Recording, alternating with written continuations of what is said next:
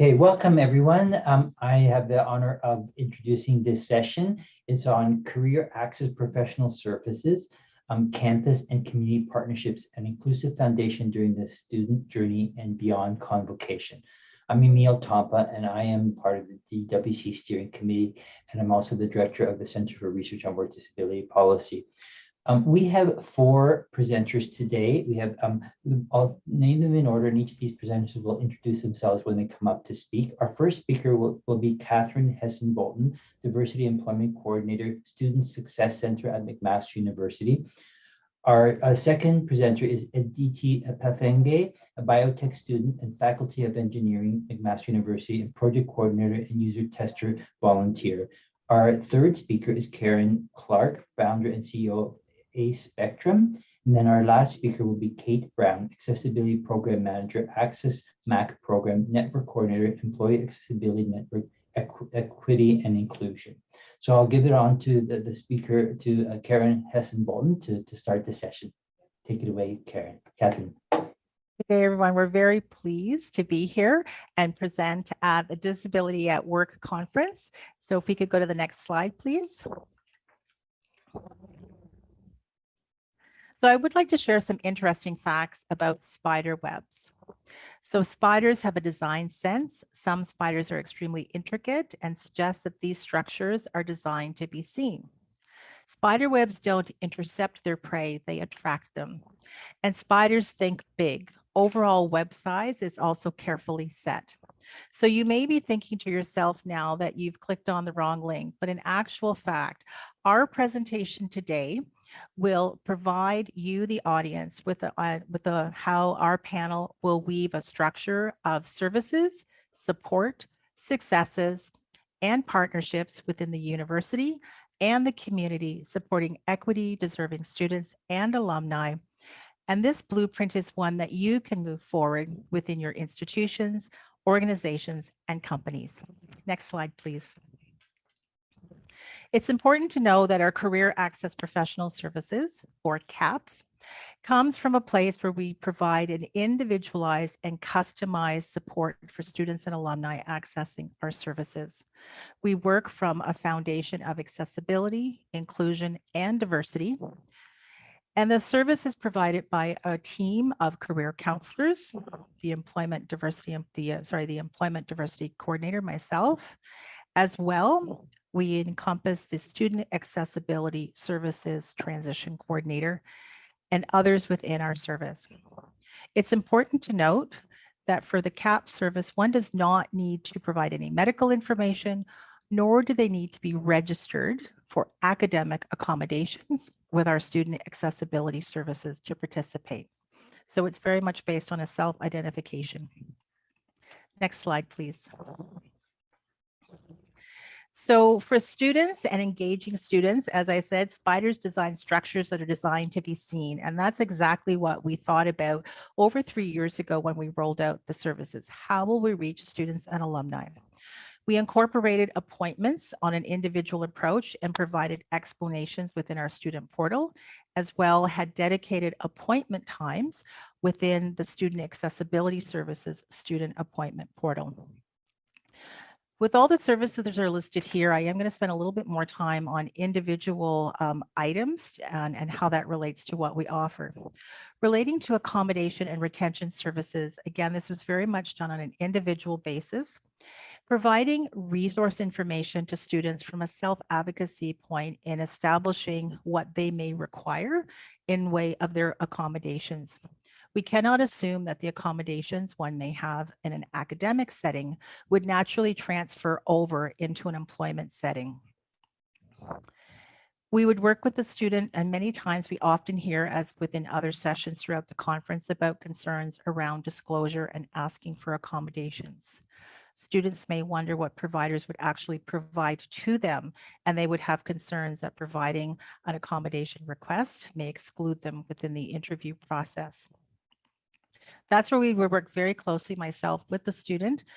Connecting with them is, do they want information, and then provide their own accommodation plan, contacting the employer, or I'm just noticing the interpreter change, Or would they want to request that myself, the employer, and the student that we work together?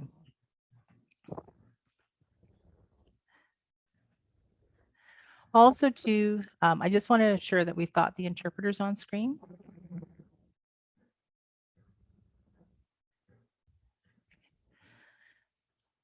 Students concerned, I mentioned that they may have concerns about disclosing. Often we would have that discussion not only relating to accommodations within the workplace, but also that transition of going into the work environment. It may be actually moving to a different community and possibly living on their own for the first time, and what that relates to in the way of their supports and working within that virtual network. Next slide, please. We also then, with our campus partners, really wanted to focus on establishing a link with those key campus partners that are already providing services, supports, and research in the area of disability and accessibility, as that was a great way for us to reach out and starting to build those networks. And very much we align that the same way in how we work with our employers. We had dedicated campus recruitment, engaging employers from different sectors, and such as workshops around disclosure, accommodations. One thing that we did develop specifically in working with our campus partners was a referral tip sheet. And this was a way to engage those career and campus partners on how to have conversations with students about the specialized services that we offered. Currently, we know that students right now are going into the winter term and securing their winter co-ops. We've asked our career and co-op offices to review the students who are registered to participate in co-ops, who has not yet secured a co-op, and do those students require some maybe additional support in helping that job search? Because many times students may not disclose that they have a disability. And this way, we also then have marketing materials that we work with each of our career and faculty offices and bringing that forward to students to let them know of the additional services that we offer. Another large piece that we offered was around retention services and supports, and we would have referrals from our campus units when students have concerns moving forward, and that they may disclose that to a faculty member. Next slide, please. And the employer relationship piece. This was an area where we really want to do and take a one-on-one approach in working with our employers as to what are their needs relating to accommodation conversations, diversity, and inclusion. There would be times where I would contact an HR representative for a company and let them know, again, with permission from the student, that we have information to share and start the conversation around accommodation requests. And that some employers would say, we have an accommodation statement, but we've never actually moved forward an accommodation plan. So again, some of the same resources that we would share with the student in the way of different resources available through McMaster, or some of the wonderful community resources that are available around accommodations, we would share that with the employer and support navigating those conversations. In some cases, we would also establish appointments with the employer and the student for the onboarding process, and those touch-based points based again on the employer's needs and the student's needs. The added value piece also included connecting the employer with funding opportunities. We do have a diversity inclusion award and a diversity accommodation award, as well as an international student work opportunity. These funds are available to students, alumni, and employers to provide things such as access, employment supports, specialized equipment, and just to know, in many cases, international students are not eligible for some of the student and employer funding.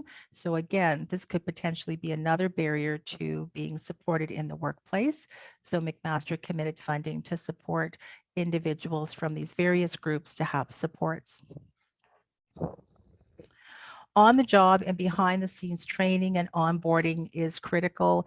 I've heard from employers that sometimes they're not the services from the student accessibility services and the services under Student Success Center and relating to those career employment services are not always connected. So again, that provides value in having really a wraparound holistic approach and making sure that we can support individual students and alumni as they move forward. And as I'd mentioned, the spider web, the material is remarkable, and spiders seem to be able to rig a web just about anywhere. And with McMaster being such a large institution, we really needed to stretch that web quite far and wide. And now I'd like to turn it over to Aditi, who will share the student perspective of CAPS. So if we could go to the next slide, please. And Aditi. Thank you, Catherine. So my name is Aditi, and I'm a third-year biotechnology student at McMaster, and I'm an international student as well. I'm from Chennai, India. So I'd like to share with you two stories, one before I came to Canada, and another one, which is the progress I made in my career after I reached here. So I didn't just come to Canada seeking education or employment. That was just not my only goal. I came here to access my human rights and elevate my standard of living. So my parents sent me here knowing it's going to be a very expensive affair for them, but they wanted to see the bigger picture of how I could make an impact on people with a very large social perspective. And, or as my dad puts it in his words, become a social entrepreneur. So I enrolled in SAS in my first year in order to access accommodations. And through SAS, I discovered CAPS when I was searching for a co-op. And this CAPS program opened a lot of doors for me, and which is where my second story begins, where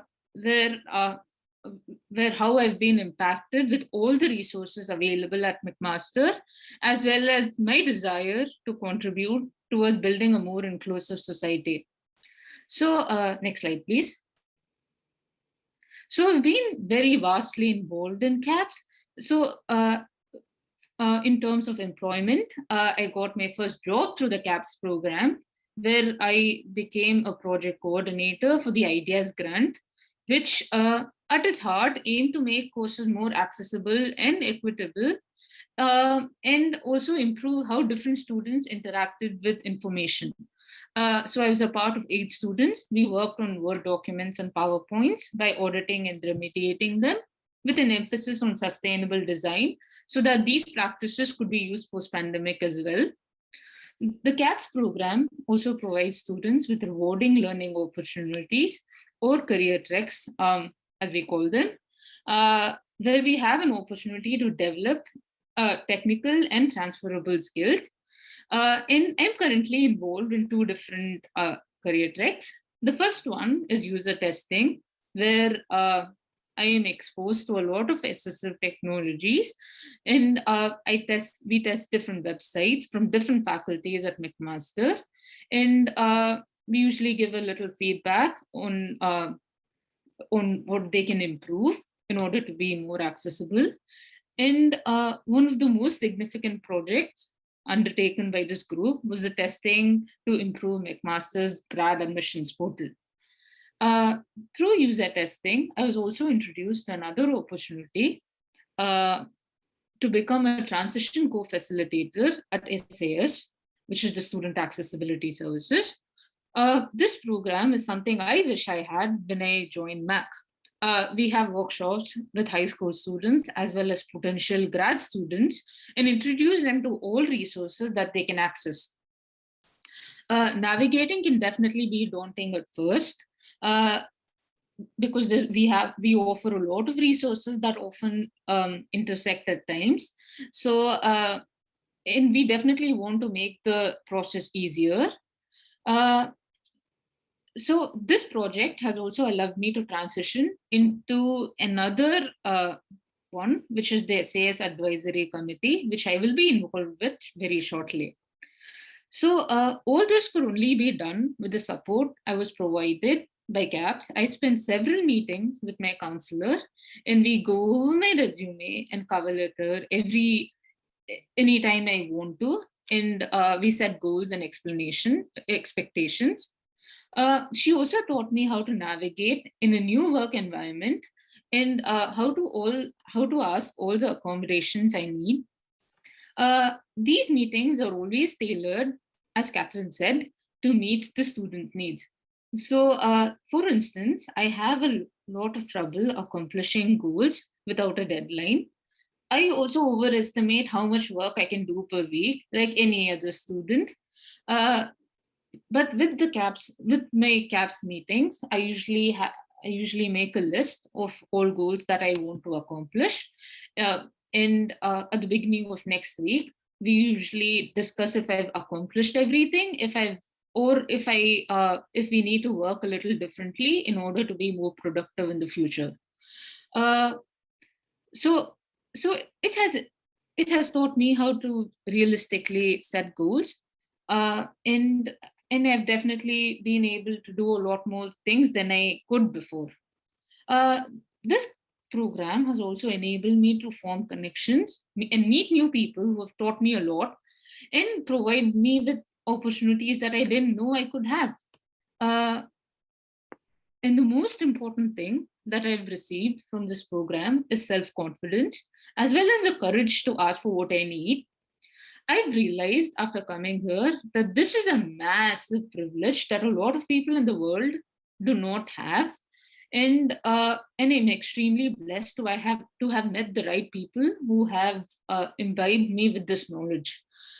So when I look back into all the exciting changes that happened in my life, I am able to connect the dots, which are, the first one is the one the promise which I made to my parents to become a social entrepreneur.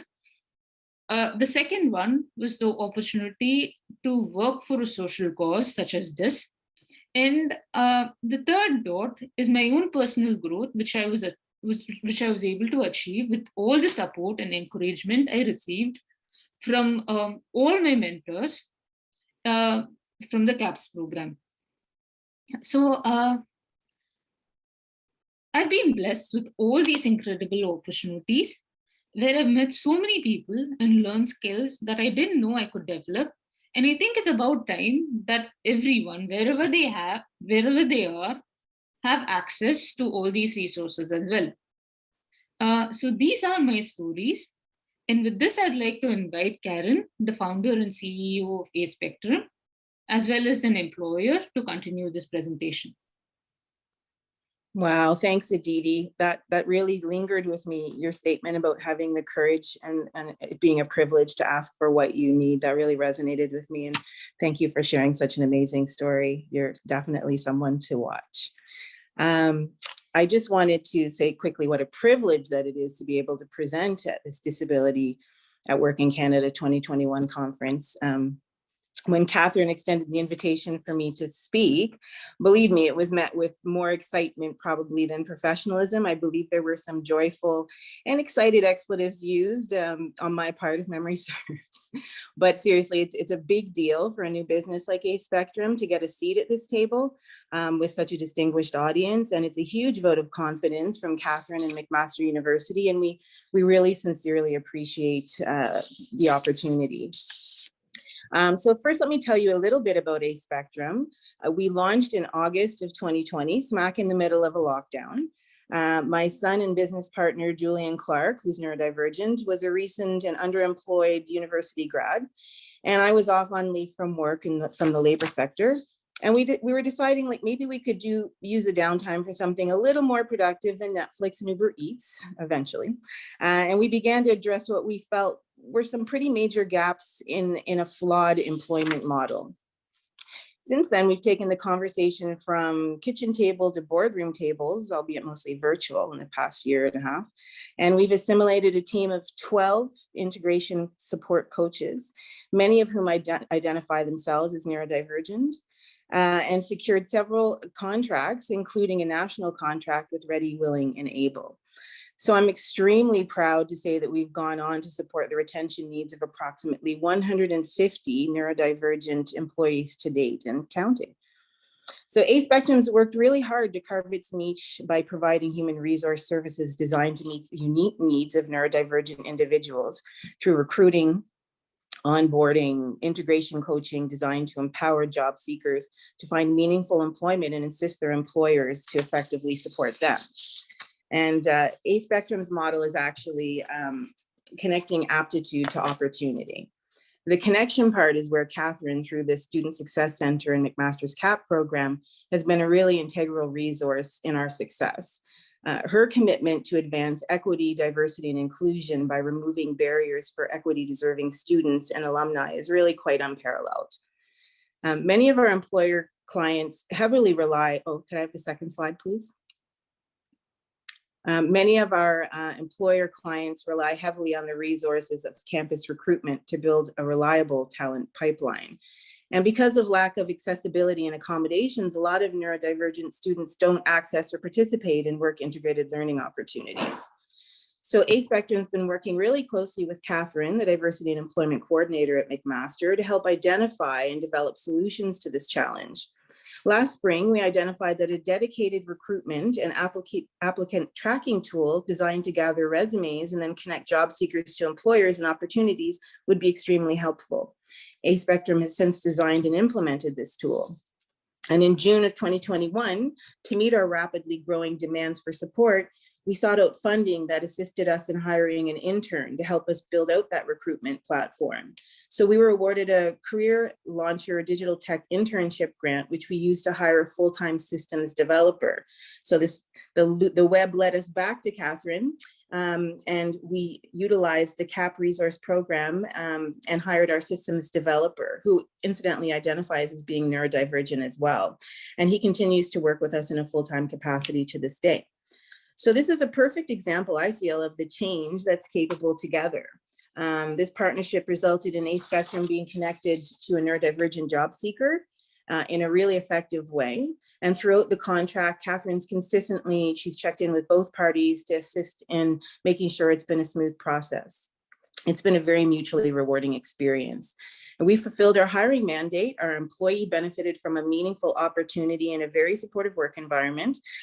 We also benefit from the fact that he brings the unique perspective of a neurodivergent employee into the accessibility of the design and development of our infrastructure. So to me, that's win-win. Slide 3, please. Another exciting example of even bigger systemic change that we can make together utilizing the CAPS program is through research and innovation. So amongst the web of introductions she facilitated, Catherine connected us to the leading health sciences researcher from McMaster and also introduced us to the MyTax program. So for anyone who might not be familiar with MyTax, and I'm quoting here, MyTax is a national not-for-profit research and training organization dedicated to advancing collaborations through industry, academia, and government in Canada, and to foster international research networks between Canadian universities in the world. So through MyTax, we're currently developing a research project that will demonstrate the direct correlation between integration, coaching, and support and employment retention for neurodivergent employees. So through our findings, we will study and validate our coaching methods to develop a playbook that's clearly going to demonstrate effective methods for both employers and employees. And the playbook will then be used by our internal team-based coaches, but we'd also want to share that throughout our external employer workplaces. So we strongly believe that a certification process for integration support coaching should be streamlined, and that an identified industry standard be the minimum standard for baseline for support, which we're going to trademark. But if it weren't for our relationships with CAPS and Catherine, we wouldn't have the academic affiliation to launch that necessary research. So through that, Catherine's been exemplary and also offered to help connect us to a student who will help assist in this paid and publishable research opportunity. So just another way in which the web interconnects. Last slide, please. And lastly, A Spectrum's current employer prospects include municipalities, healthcare, institutions, corporations, and academic institutions. We're in the process of presenting and negotiating enterprise-wide programs to support our clients' EDI mandates. We would never be able to effectively fulfill the growing demand for these service level requirements without the tremendous supportive partnerships like the one that we're fortunate enough to have and share with McMaster's Student Success Center and the CAPS program. And genuinely, these programs have allowed us to become a champion for the abilities of the neurodivergent community in our own workplace, in A-Spectrum's own workplaces. So there are changes that we can commit to and help change together. And as Catherine and Aditi have touched on before me, building community and interconnectivity is critical. In closing, I really would encourage anyone to model what's possible by committing to our own inclusive workplaces. Let's lean into one another and the resources like the ones that are showcased here today, and use them as the keys to unlock the potential for all Canadians, many of whom have advanced skills and education, but have been underutilized and therefore unfulfilled. I strongly believe that the uniqueness of varying abilities is the spark where innovation and creativity is born. And we need to start challenging some of the key players in the EDI world and ask them how many employees on their teams are neurodivergent or people with disabilities. But we also need to provide the resources to support them to be inclusive. And I think Catherine and her team are an incredibly valuable resource for enterprises and organizations that are authentically seeking to become part of the inclusion revolution. So thank you all, and I'll pass it along to Kate. Thanks so much, Karen. I just wanted to begin by stating that I am coming from the traditional territories of the Haudenosaunee and the Anishinaabe in Hamilton, Ontario, and want to send some love and thanks to my co-panelists today. In particular, as we recognize that today is also December 6th, which is the National Day of Remembrance and Action on Violence Against Women, recognizing that discussions around gender-based violence are becoming increasingly and necessarily intersectional, with a really necessary focus on violence against Indigenous women and girls and how to prevent this violence and recognize where it's happening. But also that these conversations are still often excluding of experiences of gender-based violence against persons with disabilities and how necessary those conversations are as well. So a little bit about me to transition into my part. I'm the Accessibility Program Manager at McMaster University in our Equity and Inclusion Office since 2019. But I have been a member of the campus community in accessibility and disability inclusion related work and study capacity since about 2015 at MAC. I was a student from 2012 to 2017, but this intersected with the beginning of my work capabilities and my strong desire to engage in accessibility work on campus. The program, the Access Mac program, I've got currently a bit of an image on the screen that is my program card. It exists to focus primarily on two areas. So we're translating accessibility legislation, most noticeably the Accessibility for Ontarians with Disabilities Act legislation, and best practices into the university's operations and culture. But the best part of the job, arguably, is that I also get to work very closely with students, staff, and faculty with disabilities to develop networks, build community, and inform accessibility work from a more disability-centric perspective. And so it's interesting because as we talk about the web, the theme of today's presentation, creating our webs, I had already started to build quite a web before I met Catherine, but the day that I met Catherine was basically the day that she had arrived at the university. And we just got such a good read on each other. I think it was sort of an immediate kinship and a sense of similar worldviews, as well as alignment to our approaches to work. We really had sort of shared a similar approach to the work that we were doing. And this was focusing on developing networks, building community, coordinating decentralized efforts, and as best as possible, taking up accessibility and disability inclusion work as a shared responsibility. So Catherine and I quickly devised ways to strengthen our quote unquote personal web.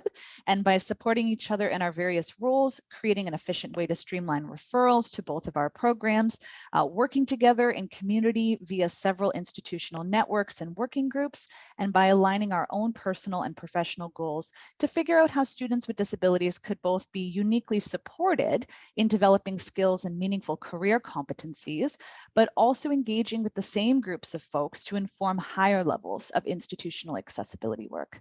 Next slide, please. So the most notable example that I wanted to discuss a little bit today was one that Aditi has previously referenced, our user testing for web accessibility pilot program. So at the time, around 2017, 2018, I'd really developed this strong interest in web accessibility and digital accessibility, and had noticed this gap that there is no quality assurance for accessibility and no accessible design that had been being practiced at McMaster. This had been known before I had come into the picture, but it was continuing, and I took this up as a real interest. So we weren't really getting the best out of our community that we possibly could in this area. So beginning in 2018, as what had started as a little bit of a student partnership project that was very pedagogically focused, we really kind of worked together up until 2020. COVID-19 happened, the world went into lockdown, and all of a sudden, what was an extremely isolating and stressful experience became this spark to taking what had been a very small academic project and just trying to build it out into a pilot program beginning in 2020. So at this time, I had taken Catherine aside and asked her, what could we do? How could we build this program in a way that leverages CAP's funding and the career track opportunities, but also sort of meets this need that the university had been experiencing at the time? And so we established the official pilot program in partnership with CAPS. And during this time, broadly, we focused on recruiting, developing training, developing what we call replicable testing methodologies for web accessibility, testing web environments for web accessibility, and working with the students who are part of this very kind of initial pilot program to improve our workflows, and also how to investigate improving our recruitment, our training, and more. So really something that had been done in industry, but was being rethought of from a very disability-centric design perspective. Next slide, please. Thanks so much. So some highlights from the pilot so far. On the slide, I've got a broken up into program level versus community and individual level. On the program level, so far in the past year, we've developed partnerships with 15+ campus partners across the institution. From this program, we've had a subsequent approximate 10+ student and alumni partner work study programs and or projects inspired by this project. So creating the web further from this central little project that had started out, the development of a replicable and disability-centric model for web testing for accessibility, and then also influencing broader conversations around web accessibility at the university, which tends to be approached from a very corporate and best business practice perspective, but which we were really trying to influence more of a social entrepreneurship, to sort of use that term that Aditi has already used, more in that vein. At the community and the individual level, what we were able to accomplish, and what we still are able to accomplish, is that the team, which is a faculty staff partner team, the majority of us identify as persons with disabilities.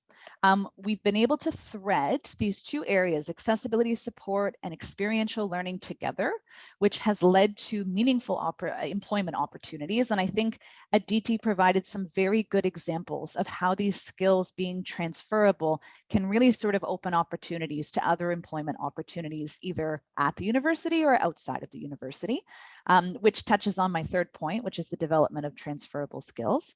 And then a little bit abstractly, we have this point of elevation of disability knowledge generation, informing practice. So not just the idea that you will interact with folks with disabilities as a means of affirming something that maybe able-bodied folks have designed and just want to test as being, you know, kind of barely accessible enough for the audience, but saying, no, when people interact with web environments that are very inaccessible, this actually creates knowledge. It creates an experiential knowledge that then informs the person in how to navigate future web environments. And they use that knowledge. This is really common that folks are employing workarounds all the time to get through inaccessible websites. And so it's been really interesting sort of working in that area in the past year, but going back to 2018 rather. Last slide, please. So then just sort of a bit of, the good news story. We're still small, we're still a pilot. It's still too early to understand the impacts of this pilot because we haven't yet engaged in research where we would be able to sort of understand the impacts that the pilots have had on our campus partners, as well as the folks engaging in the project team. But what I think we've been finding anecdotally, just from feedback, is an altogether really positive experience, a really positive impact.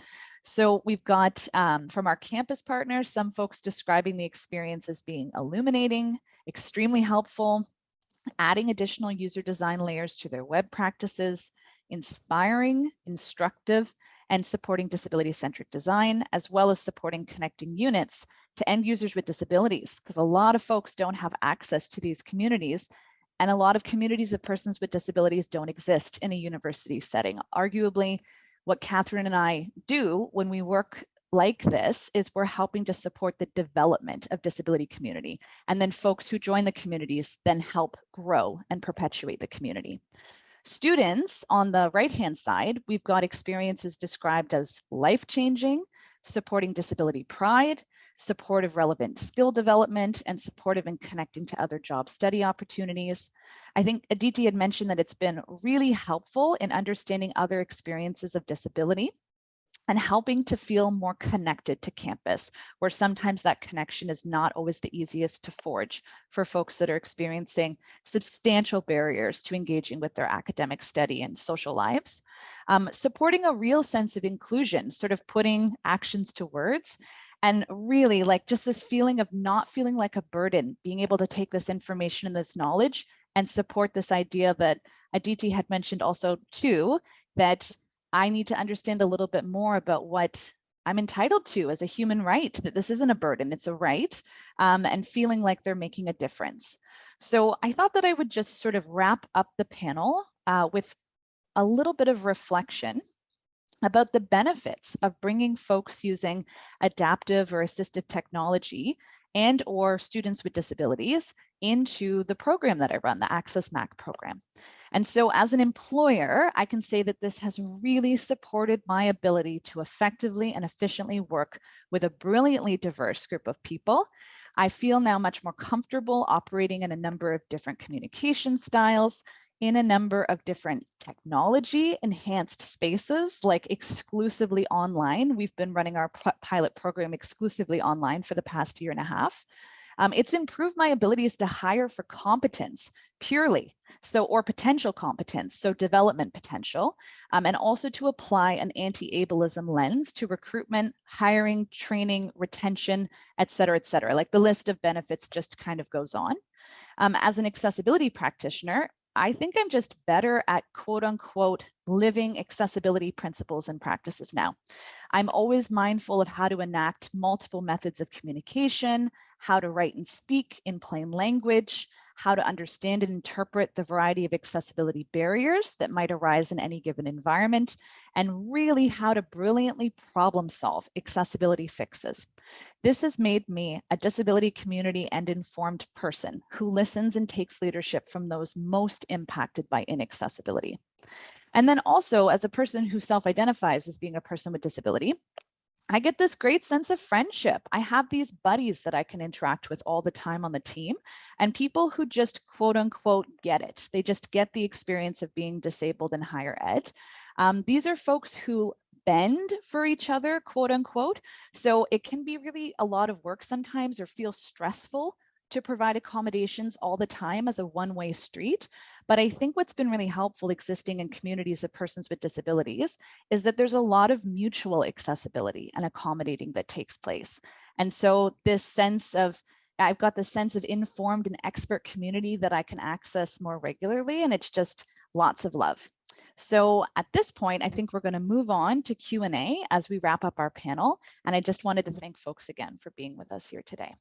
Thank you all. That was super inspiring and really great. We're already getting some questions in, so I'll ask everybody to turn on their cameras and their microphones, and we'll jump right into the Q&A. So for delegates who are at this session with us, you can put in your questions on the Q&A platform, which if you hover at the bottom of your screen, you'll see the Q&A will pop up and you can type in your questions, or you can also put them into the chat function. The chat function is also available at the bottom of your screen. So please come forward with any questions you have for our panelists. And I think we already have some questions here we might start off with. There's one question that came from Angela Zaglu, and she asked, have you analyzed how the university has triggered mental health episodes? And I'm assuming that's referring to maybe the stress that students might experience during their terms or semester kind of thing. And maybe also you might think about how you address those situations when students do come forward with mental health stress, depression, anxiety kind of thing, when they need those kinds of supports. So I'm not sure who wants to start, maybe Catherine?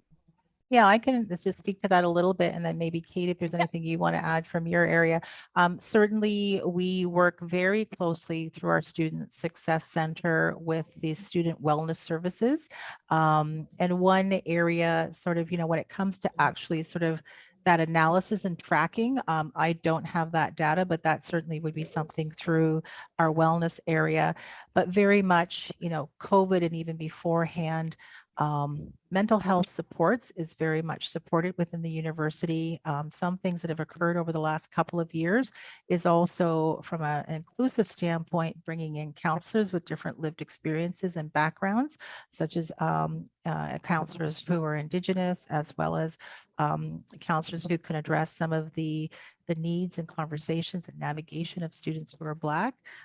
So we have many resources on our website, supports through our counseling and our mental health services, as well as our wellness.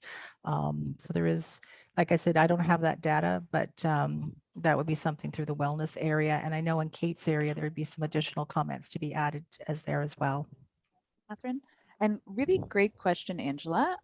What I'm understanding from your question is sort of a question around how does university trigger mental health disability, right? And so I think universities are pulling out all the stops, as Catherine has alluded to, in terms of trying to figure out how to support folks that are going through mental health disability development, breakdowns, folks that are experiencing high amounts of stress, especially during COVID. And it's a really interesting area to sort of analyze the structures that are in place that arguably perpetuate disability at the university, and in particular mental health disability. And so what I might offer as a reference, I have a colleague who is way more skilled in this area and has done about 12 years of research into this topic. And so I might add their publication sheet to the chat so that you can read a little bit more about those experiences and sort of the structural elements to the development of disability at the university from a mental health perspective. And I would also encourage folks, if you're interested, to look into a little bit more around the field of MAD studies. So critical MAD studies takes up this topic very well. And I will add that link as well to an academics resource page. So thanks for the question, Angela. Thank you. And somebody's followed up on that question. Actually, Tim Frey asks, piggybacking off of Angela's question, have you implemented a way to measure and gauge the impact of these services on students' mental health and well-being? So overall, thinking about all the great work you guys are doing, have you had a sense of or tried to evaluate the impact it's had on student mental health and well-being?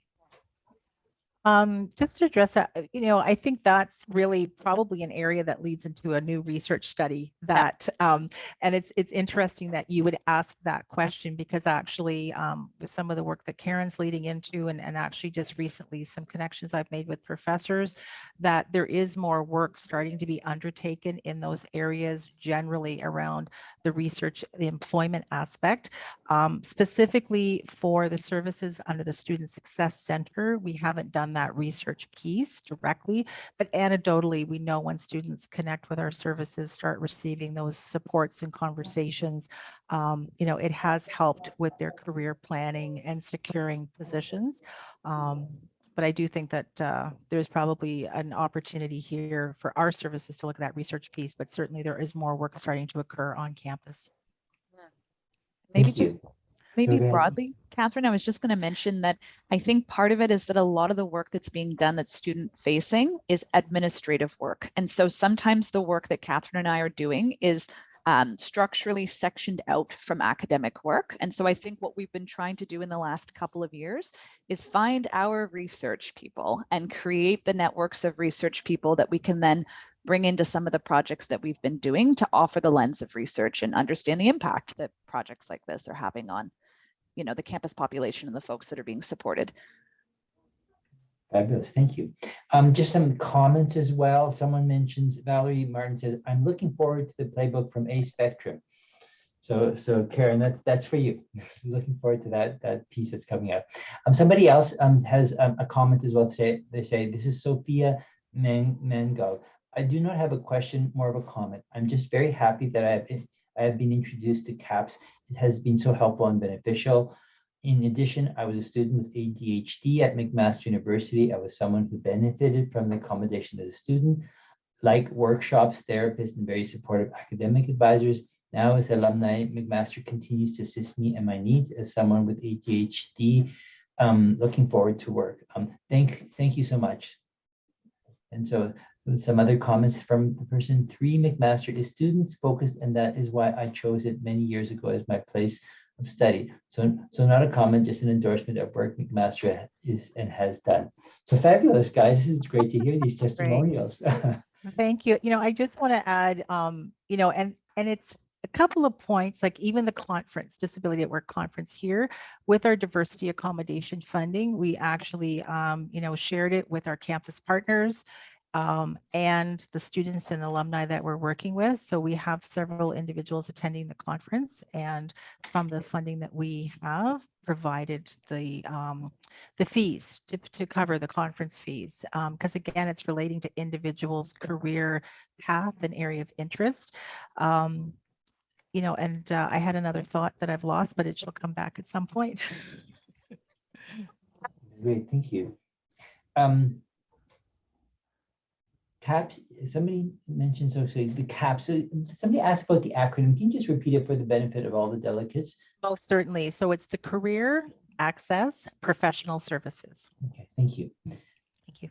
So we're taking questions from either through the platform, the Q&A at the bottom of your screen, or through the chat function. So delegates, if you have any questions, we can tend to them through those 2 platforms. So don't be shy, come forward with some questions. We have another, we're going through till 2:05. I should also mention that at 2:05, we'll be having an opportunity for more engaged participation from the delegates from 2:05 to 2:25 on the same topic. So our panelists will be staying on, and anybody who's in the audience who actually wants to come forward, we can either put you on the platform itself. If you raise your hand, we can actually bring you on board and you can speak and we can see you as well, or you might continue with questions and answers and comments through the Q&A and chat function. So that's happening from 2:05 to 2:25. So let me see if we have any other questions here. I have one for the team here. That's the panel.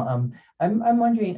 It's really amazing to see the great work that's happening at McMaster and as well, Karen, the work you're doing.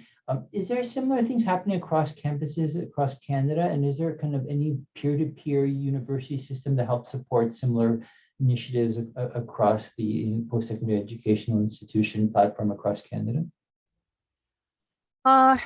There are different networks for sharing information with universities. The one service that I would think of off the top of my head specifically, sort of very similar to what we're doing at the Student Success Center at McMaster, would be at Carleton University. And their services, I believe they actually presented at your conference last year. But that's probably a really valuable question, and something to undertake would be looking at doing some of that more formal networking in different environments and under different organizations to sort of share the resources and I think the successes and the impact and the differences that it has made for students and alumni, certainly. Anybody else want to add? Kate, do you have anything to add to that? You know what? Well, I know that I'm a part of a couple of communities of practice. I know that it's quite untypical for someone in my role to be participating in the type of work that we've been doing. So typically, I think what's unique about the way that the program is positioned and the way that we engage with each other is that we're kind of crossing structural silos that folks often comment on. Like, it's often commented on, I think, in higher ed, that there's a lot of silos, and what do we do about the silos?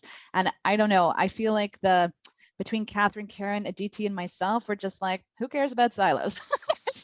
It just sort of feels like a bit of gentle resistance to maybe what's been structured in how universities typically operate, and really showcasing the benefits of working across silos. So it's not about breaking them down necessarily. You're respecting the way that folks operate autonomously, but you're forging these really meaningful relationships with one another that help uplift and support and bring folks into Central, but also out into the Hamilton community. And I think we have a bit of a unique environment in Hamilton as well to support this type of community developed engagement with the university, because Hamilton's a pretty awesome city for community engagement work. Oh, fabulous. That's You know, great to and hear. I think to add from that, and that employer perspective is, it's really about the individualized relationship with the student, with the alumni, with our campus partners and our employers. And it's really taking the time to listen to each individual need. And from there, you build the service and the supports and those conversations. The point I had forgotten that's now is back is that, when someone graduates from McMaster through our alumni career services, you have 10 years. So after graduation, you have up to 10 years. So one example, I was working with a student who was on the dean's list, was going on to do their master's at another university, and all of their work experience was very much sort of, customer service, great for developing transferable skills, but working with our team, had a summer position. We supported in finding that inclusive employer and making that match, so that the individual now had work experience on their resume relating to their actual field of study. Not only did we do that and work with that individual, but moving forward, we kept the contact with the student who was going on to do their master's at another university. And so they've graduated, but they're still part of our services if they want that support. So ensuring that they had the information on connecting with the student accessibility services at that new university, as well, doing some, working with the individual to connect them to some local employers now relating to their masters and opportunities in the future. So it's really around that wraparound holistic approach. Yeah, I would just jump in there as well and just piggyback on what Catherine was saying. I think that's one of the reasons why Spectrum has aligned so well with Catherine in the CAPS program, is because of that unique individualized approach. We share it as well. And I mean, even the candidate that Catherine had suggested and connected us with for the role of the systems developer, she knew him quite well. She'd spoken with him several times. She was able to speak to his strengths and supports that he would thrive with. So, and as a result, we were able to initially build a really strong working relationship. And has kept in touch with him and us throughout the 6-month contract. So I really feel like that's the key piece that maybe is missing. We've worked with other universities as well, but the thing that kind of exceptionalizes McMaster's approach and the CAPS program is just this unique way of really seeing the individual and really valuing their strengths, pulling those strengths out and showcasing them on behalf of that individual to employers like ourselves. And that's, I think, where the exceptionality comes in. Thank you. We had Angela continue with some questions here, and I'll just read them out, make sure I'm clear about this. She says, CAPS is a test as well. How CAPS makes a difference in regards to any other university career counseling, orientation, and follow-up program?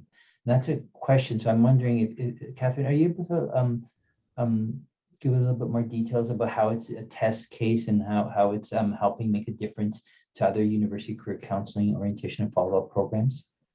Yeah, I know that certainly within the different areas within our team, we do actually do a lot of networking and sharing with other universities. I know that our career counselors, we're all involved in different networks and organizations. So, and certainly presenting at conferences like this is a great way as well for spreading information around the services that we offer, and that we're certainly willing to share that information, because at the end of the day, it's about students and alumni and employers having that success and supporting them.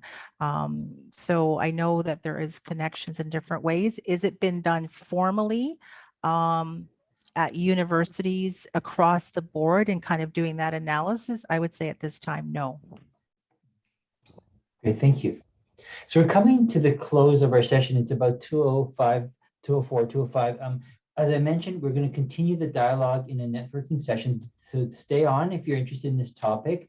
I just want to thank our presenters, Catherine, Aditi, Karen, and Kate. It was a fabulous session. I feel we've learned so much about all the great work that's happening at McMaster and beyond, and just a good sense of best practices that are happening moving forward. And I love the fact that you're even focusing on measurement and evaluation, because the evidence informed kind of policy decision making is really critical. And that's something we're really emphasizing in this conference, is that what gets measured gets done. So thank you so much, and stay on board for our networking session. Delegates, please stay on board as well if you're interested in this topic, and we're going to continue to take questions through the Q&A and chat. And if you're interested in participating more actively, we can actually turn on your microphone and your camera. Just raise your hand and we can put you onto the panel list here, and that's in front of you on your screen.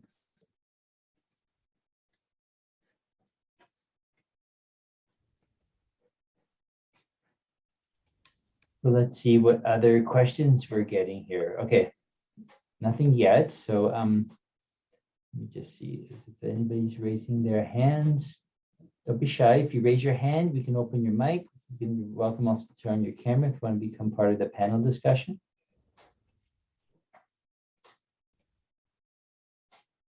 And the question that we are posing, just as a kind of overall kind of catch-all to get this discussion going, is what key things can educational institutions, employers, and other stakeholders do to facilitate the school to work transition?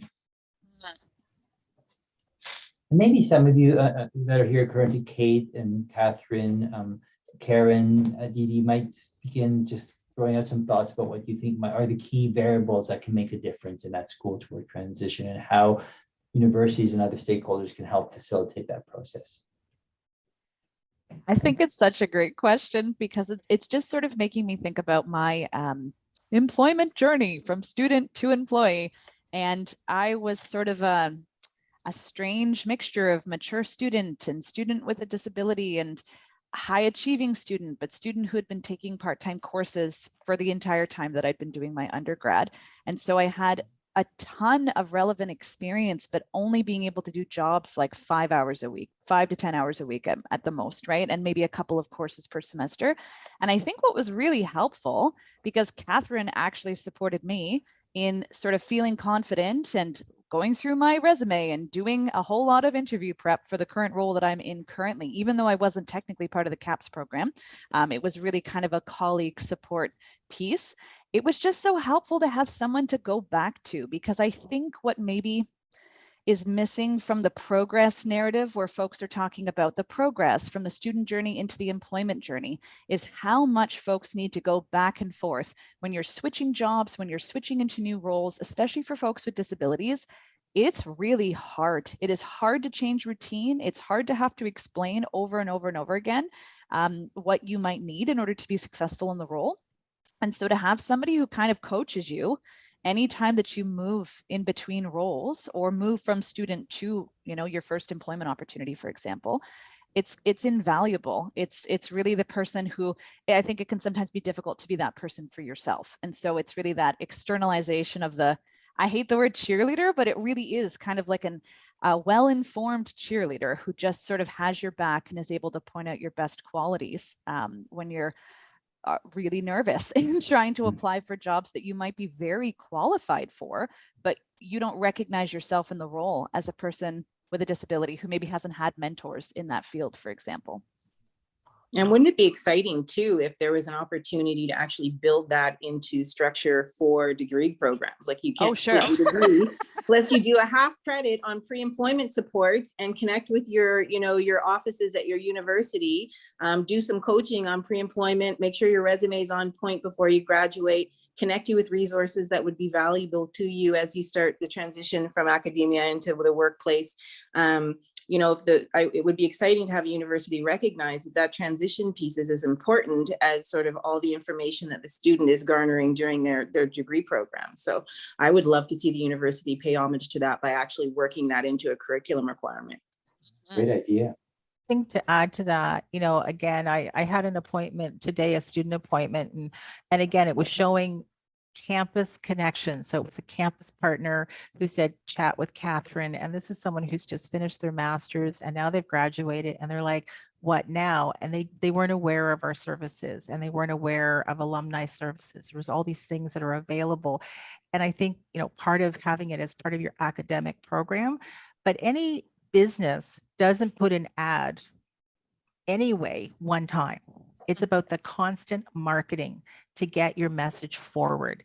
And I think as we have, your registration, having it on those main pages of, your portal as a student when you're logging in and it's your next year, your next academic year, it's providing information about the different services and supports that are available to students. And then through our alumni, we do a lot of marketing out through the alumni newsletter. We've developed marketing materials for all the faculty areas to share out to their students about our services. And until we start really having a coordinated, consistent, and involving it in the academic piece, we're going to have students fall through the gaps. And the audience, the people here know about the statistics of under and unemployment when you are a student with a disability. And now you add the intersectionality of a woman, you're Black, you're transgender, you're Indigenous. All of that becomes, it's more daunting. I live it in very many different ways. And it's almost like, which coat am I putting on today and the safe space I'm walking into? What's the identity I'm willing to share? And our students struggle with these things all the time. And the more we can have these types of conferences and educate employers, and I think it's also critical to align the disability services and the employment services within educational institutions. So that is, again, a holistic approach. Wellness services, all of that needs to be combined so that each partner, each campus partner, each service, each faculty are aware of what is available to students. Thank you. I just want to mention Sophia Mangoth has joined us. She's on the platform now. Sophie, did you want to? Oh, there you go. You put her on your mic, on your camera. Hi, Sophia. So you want to join the conversation? Did you want to make a comment? Sure. I'm a little nervous, sorry. I guess you already read my comment that I sort of wrote in the chat box, but I just kind of wanted to add something with Catherine with just saying, I actually am a very unique case in why I started working with CAPS, because I finished my master's degree with McMaster University 2017. I did so with my 8-month-old son. Then I took some time off because I had a very difficult pregnancy where I was basically floored. So I needed to focus on myself, healing, and raising my children. And then I went back to school again for academic advising and support just recently during COVID while my son was at home. And I didn't, just before I had kids, it was so easy to apply for jobs and so easy to, pick the job that you wanted because you didn't have to worry about hours. You didn't have to worry about all of these different things. But now whenever I read an application for work or whenever I read, something, it's like I have to consider my children and I have to consider my disability and I have to consider all of these things. And sometimes it's so daunting. And what I love about CAPS is that it's giving me a little bit more confidence to apply for the positions that I want. And they're advocating for me because I had sort of a situation with RBC just recently in terms of my disability and a lack of wanting to accommodate. I think it was just one individual, not the company itself. So it was very difficult. And I think as a mom of 2 kids and being a stay-at-home mom now for 4 years, getting back into the workforce with ADHD is so difficult. Like I'm going to cry a little bit, but I feel a little scared that it's not going to happen. But I think my career path and what I would like to do eventually is to help people like me feel more comfortable, getting back into the workforce, or students like me who need accommodations. I want to be like a safe space for them to go to. So hopefully my lived experience. Oh, you turned off your microphone. Oh, yeah. Sorry. Hopefully my lived experience one day can help students like myself in the future, but it's just finding the right space and the right, it's hard to apply for jobs when you have to worry about so many different things. And I love this conference because it's making me feel like eventually we're going to be heard and eventually things are going to be done. So thank you. It's not really a question. I hope that this anecdote was still valuable. Oh, no, that's I'm fabulous. sorry. It's a conversation. So it's just lovely to hear people's experiences with the whole process and some of the challenges as well, so we can think about how we can move forward and to overcome them. Thank Catherine you. Thank or you. others want to add? Sophia, I just really want to thank you for sharing. And, and I think what I grabbed from that is like me. And part of the CAP service is really reaching out to various employers that have an inclusive approach and are able to offer different opportunities. And it's not just, we've reached out to different organizations around mentorship and scholarships and employment. And with Karen's service and others, it's those supports so that you're not feeling alone and having to navigate those new workplaces. And like we say in our services, it's not just about getting a job, it's the person, it's that holistic wraparound. And, I attended a couple of years ago some workshops around sustainability, and those are some of the areas that are coming out and having these conversations with employers. If you work in construction, why does everybody need to start at 7 a.m.? Because if you say you need to start at 7 a.m. and you have to think of your transportation and your family, then you're excluding workers and you're losing valuable people who could be part of your workforce. I know Kate had a session just last week, and you look at food insecurities and you look at transportation. There are so many things that if we as employers stop and start connecting and really thinking about accessibility and inclusivity, you will find more employees because now you are an employer of choice. And connect with Karen and other organizations to build the supports. You don't have to do it alone as an employer, and you certainly don't have to do it, and you won't be alone as a job seeker. And I'm like chomping at the bit to get in here because I just want to first of all send you like a virtual hug, Sophia, because I'm just like, I know how hard it is to jump into something like this, unmute yourself, turn your camera on, and then be vulnerable on top of it. So I'm like, wow, this woman's a rock star already. Like as an employer, I'm seeing transferable skills that would impress me as someone who would be looking to hire.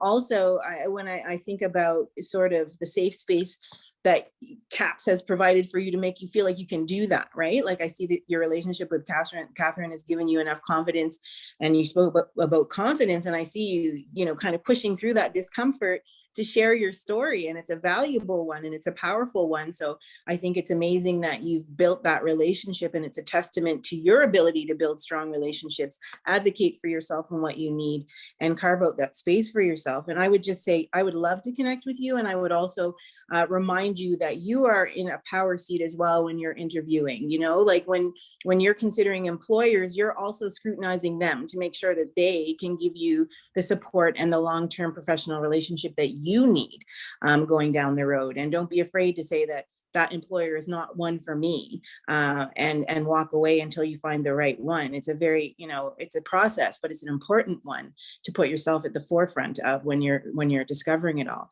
So thank you so much for stepping up and sharing that. My hat goes off to you, and please connect, go through Catherine, and I'd love to speak with you. Fabulous. Yes, someone in the audience also mentioned ADHD is a superpower, and the resiliency you have developed, Sophia, will be a great asset to help others in your situation. So you're a super role model. Thank you very much for coming forward. Thank you. And thank you for listening. And thank you for having a conference like this and letting me be a part of it too. I appreciate that. You're welcome. Well, and maybe something to consider, which I'm sure folks have talked about at this conference and in the past, but I coordinate a network of employees who've been working oftentimes at the university for years, decades.